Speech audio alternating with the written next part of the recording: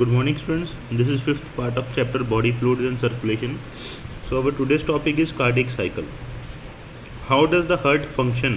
हमारा हार्ट कैसे काम करता है इसके बारे में हम देखते हैं. तो बेसिकली मैं इसको एक्सप्लेन कर देता हूँ. To begin with all the four chambers of heart are in a relax state, that is they are in a joint diastole.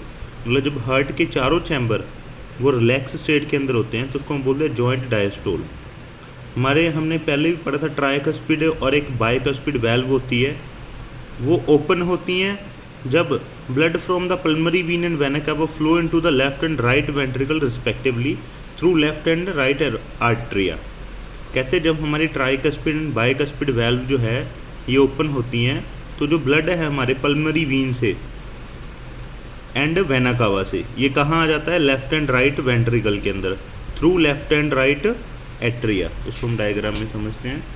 कहते जब हमारी जो है tricuspid and bicuspid valve open हो जाएं तो जो जो ब्लड है वो राइट एंड लेफ्ट वेंट्रिकल में आ जाएगा. कहाँ से?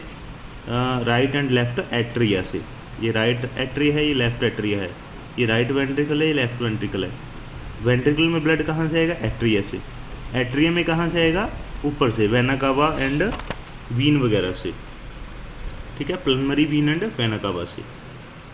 Semilunar valve are close at this stage. यहाँ पर सेमिल्यूनर वैल्व क्लोज होती हैं, इसको ध्यान से समझिए. सेमिल्यूनर वैल्व कौन सी होती हैं? जो वेंट्रिकल से ब्लड को आगे फिर बॉडी में पंप करती हैं, उसको बोलते हैं सेमिल्यूनर वैल्व. अभी तो फिलहाल बॉडी से जो ब्लड है हार्ट में आ रहा है, किसके through? Left and right atria के थ्रू. कहाँ चला गया? लेफ्ट एंड राइट वेंट्रिकल में. बीच में वैल्व है ट्राइकस्पिड एंड बाइकस्पिड वैल्व, ये ओपन है. बंद कौन सी है? सेमिल्यूनर वैल्व, जो हार्ट से ब्लड को बाहर भेजती है. अब क्या होगा? SA node, SAN semi auricular node जो है वो जनरेट करेगी एक्शन पोटेंशियल, जो क्या करेगा? दोनों एट्रिया को कंट्रैक्शन करवाएगा, दोनों एट्रिया की, जिसको हम बोलते हैं एट्रियल सिस्टोल. एसी नोड क्या करेगा? एक एक्शन पोटेंशियल जनरेट करेगा जो दोनों एट्रिया को कंट्रैक्ट करवाएगा, जिसको बोलेंगे एट्रियल सिस्टोल. अब एट्रिया जो है वो जब कंट्रैक्ट करेंगे तो ब्लड जो है एट्रिया से वो कहाँ चला जाएगा? वेंट्रिकल्स के अंदर. एट्रिया से ब्लड कहाँ चला गया? वेंट्रिकल्स के अंदर. देखिए लिखा भी हुआ है. इससे क्या होगा? जो ब्लड प्रेशर है या फ्लो ऑफ ब्लड है वो वेंट्रिकल्स के अंदर 30% इंक्रीज़ हो जाएगा, क्योंकि फोर्सफुली एट्रिया में से ब्लड निकल के कहाँ गया? वेंट्रिकल्स के अंदर. The action potential is conducted by the ventricle to the ventricle side by the AVN and AV bundle, from where the bundle of is transmitted through the entire ventricular musculature. अब जो ऐसे node का जो message था, action potential था, ये AV node के पास चला गया. AV नोड कहाँ भेज देगा इसको? वेंट्रिकल के पास. जो AV नोड है ये क्या करवाएगा? वेंट्रिकुलर कंट्रैक्शन करवाएगा, वेंट्रिकल्स को कंट्रैक्ट करवाएगा, जिससे क्या होगा? पूरी वेंट्रिकल्स कंट्रैक्ट होंगी और जो ब्लड है वेंट्रिकल्स में से निकल के हमारी पूरी बॉडी में जाने के लिए रेडी हो जाएगा. ओके, यहाँ पे एक और बात है, AV node and AV bundle हैं एक. ठीक है, ये क्या करेंगे? बंडल ऑफ फिश को मैसेज देंगे और बंडल ऑफ फिश जो है पूरे वेंट्रिकुलर मस्कुलेचर को एक्टिवेट कर देगा, मतलब उसको एक्शन पोटेंशियल दे देगा, ताकि वो जो हमारे पूरे वेंट्रिकल्स हैं वो कंट्रैक्ट हो सकें. इससे क्या होगा? वेंट्रिकुलर मसल्स कंट्रैक्ट होंगे, जिसको हम बोलेंगे वेंट्रिकुलर सिस्टोल. एक था एट्रियल सिस्टोल, अब ये आ गया वेंट्रिकुलर सिस्टोल. सिस्टोल का मतलब कंट्रैक्शन होना, वेंट्रिकल्स कंट्रैक्ट हो गए. Atria undergoes relaxation. अब जब वेंट्रिकुलर सिस्टोल होगा तो एट्रिया क्या करेंगे? रिलैक्सेशन करेंगे, मतलब डायस्टोल करेंगे. ओके, ये वेंट्रिकुलर सिस्टोल के साथ ही कोइंसाइड करता है. Ventricular systole increase the ventricular pressure causing the closure of tricuspid and bicuspid valve due to attempted backflow of blood into the atria. अब ये क्या करेगा? वेंट्रिकुलर प्रेशर जो है ये ट्राइकस्पिड एंड बाइकस्पिड वैल्व को क्लोज कर देगा, ताकि जो ब्लड है बैकफ्लो ना हो जाए, वेंट्रिकल में से निकल के कहीं दोबारा एट्रिया में ना चला जाए. तो जब वेंट्रिकुलर प्रेशर और ज़्यादा इंक्रीज होगा तो जो सेमिल्यूनर वैल्व हैं ये ओपन हो जाएंगी, जो पल्मनरी आर्टरी को गार्ड करती हैं एंड एरोटा को गार्ड करती हैं.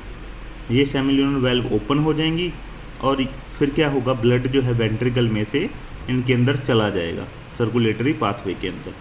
अब वेंट्रिकल ने जब ब्लड भेज दिया एक्स्ट्रा मतलब वेंट्रिकल अब ऐसे है, फिल है जो कंट्रैक्ट कर गई, उसके अंदर से तो ब्लड सारा निकल गया बाहर, अब वेंट्रिकल क्या कर जाएगी, relax. Okay, ventricles now relax, that is ventricular diastole and the ventricular pressure falls causing the closure of semilunar valve. Ventricular pressure भी कम हो जाएगा, सेमिल्यूनर वेल्व भी क्लोज हो जाएंगी, जो कि ताकि बैक फ्लो ना हो ब्लड का, मतलब जो वेंट्रिकल्स में ब्लड चला गया, एरोटा में चला गया, वो दोबारा से वेंट्रिकल में ना आ जाए, तो वेल्व क्लोज हो जाएंगी। वेल्व मैंने पहले ही बताया था एक तरह का ढक्कन होता है जो एक ही तरफ मूवमेंट करवाता है किसी भी चीज़ का। As the ventricular pressure decline further, जैसे जैसे और वेंट्रिकुलर प्रेशर कम होगा, ट्राइकस्पिड एंड बाइकस्पिड वेल्व दोबारा फिर ओपन हो जाएगी। ओके, दोबारा फिर हार्ट के अंदर क्या होगा, एट्रियम में से जो ब्लड है वो वेंट्रिकल में आने लग जाएगा फ्रीली।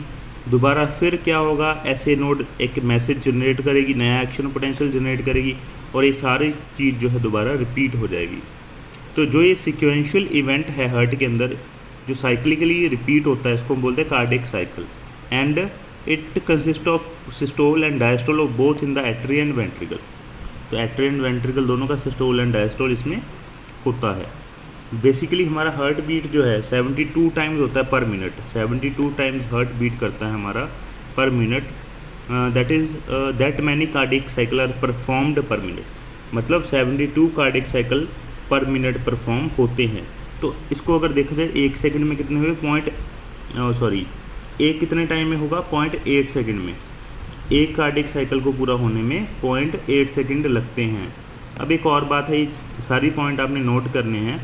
जब एक साइकिल कंप्लीट होता है तो हमारा हार्ट जो है 70 मिलीलीटर ब्लड को पंप करता है, जिसको हम बोलते हैं स्ट्रोक वॉल्यूम।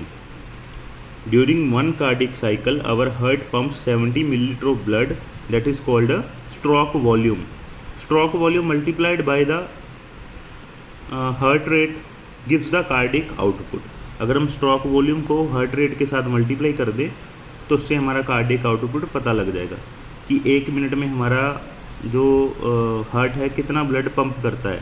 नॉर्मली की बात करते हैं हम, नॉर्मली क्या होता है 72 मल्टीप्लाई बाय 70, तो अराउंड अबाउट 5000 मिलीलीटर और 5 लीटर ब्लड पर मिनट जो है हमारा हार्ट ट्रांसपोर्ट करता है पूरी बॉडी के अंदर। अब हमारी बॉडी के पास एक एबिलिटी भी है स्ट्रोक वॉल्यूम को चेंज करने की, as well as to change the heart rate, thereby to change the cardiac output. Our body can perform all these functions. For example, cardiac output of an athlete will be much higher than that of an ordinary man. अब जो athlete है उसका cardiac जो है output है एक normal person से बहुत ज़्यादा होता है, मतलब इतना ज़्यादा भी नहीं जितना मैंने बोल दिया, बहुत ज़्यादा, मतलब ज़्यादा होता है, ठीक है। और वो ज़्यादा क्यों होता है उनसे, क्योंकि उसकी जो बॉडी की एक्टिविटी है वो ज़्यादा होती है, रनिंग करता है, एक्सरसाइज करता है, जिसकी वजह से उसकी बॉडी को ज़्यादा ऑक्सीजन चाहिए। अब ज़्यादा ऑक्सीजन को पूरा करने के लिए बॉडी क्या करेगी, ज़्यादा ब्लड सर्कुलेट करेगी। ज़्यादा ब्लड सर्कुलेट होगा तो ज़्यादा ऑक्सीजन जो है बॉडी के पास पहुंचेगा, ज़्यादा सर्कुलेट होगा ब्लड तो ज़्यादा कार्डियक आउटपुट भी होगा। Okay, during each cardiac cycle 2 prominent sound are produced which can be easily heard through an stethoscope. 2 sound produce होती हैं, स्टेथोस्कोप के द्वारा सुना जा सकता है। First sound is lub which is associated with the closure of tricuspid and bicuspid valve. पहली sound lub है जो ट्राइकस्पिड एंड बाइकस्पिड वेल्व के क्लोज होने पे मिलती है हमको, जबकि दूसरी साउंड क्या है, डब, जो कि एसोसिएटेड है क्लोजर ऑफ सेमिल्यूनर वेल्व के। जब सेमिल्यूनर वेल्व होती है तो ये सेकंड साउंड हमें मिलती है। अब बेसिकली आप सोच रहे हो कि इन साउंड का क्या इंपॉर्टेंस है। ये साउंड्स का बहुत ज़्यादा इंपॉर्टेंस है। किसी कोई क्लिनिकल डायग्नोस करना है हमने किसी पेशेंट का, किसी को चेस्ट में कोई दिक्कत लग रही है, कोई सांस लेने में प्रॉब्लम आ रही है, कोई हार्ट की प्रॉब्लम लग रही है उसको, तो उसमें हम ये चीज़ों को चेक कर सकते हैं और प्रॉब्लम का पता लगा सकते हैं। तो ये था हमारा आज का टॉपिक। कल को हम करेंगे इलेक्ट्रोकार्डियोग्राफ। अगर आपको इस चैप्टर या अभी तक कोई भी टॉपिक में से डाउट है तो आप प्लीज़ हमें व्हाट्सएप कर सकते हो, कमेंट्स में भी डाल सकते हो, और इसके नोट्स बनाते रहिए बेटा प्रॉपर, ताकि आपको दोबारा पढ़ने में आसानी हो सके। Thank you. और अगर किसी की वीडियो मिस भी हो जाती है किसी डे कोई कोई वीडियो नहीं देख पाता, तो आप प्लीज़ हमारे यूट्यूब चैनल को सब्सक्राइब कर लीजिए, ताकि आप वीडियोस जो हैं बैक टू बैक दोबारा कभी भी देख सके। Thank you.